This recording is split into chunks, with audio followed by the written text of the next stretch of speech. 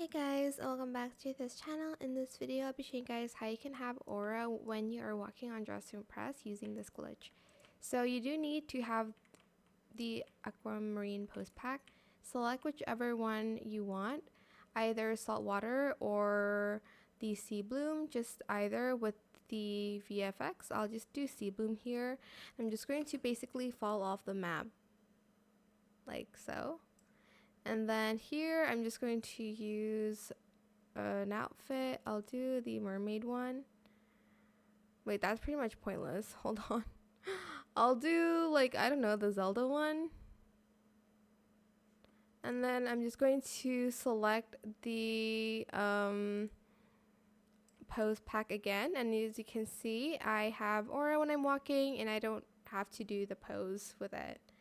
And that is pretty much how you can have aura when you're walking on Dress to Impress.